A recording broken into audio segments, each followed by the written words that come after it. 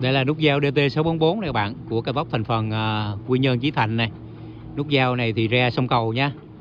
Chỗ nút giao này cách trung tâm của thị xã Sông Cầu thì khoảng 3,5 cây các bạn. Đó, ngồi đó là đường DT644 đi xuống phía phải đó, về sông Cầu.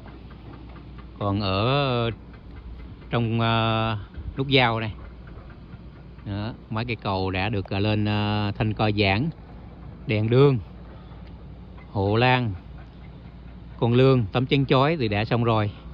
Riêng cái phần đảo ra vô thì chưa trải nhựa thôi. Đây các bạn, cập nhật vào đầu tháng 12.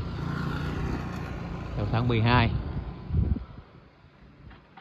Đoạn này bây giờ thuộc xã Xuân Thọ, tỉnh Đắk Lắk các bạn. Ngày xưa là thuộc xã Xuân Lâm của thị xã Sông Cầu, tỉnh Phú Yên cũ á.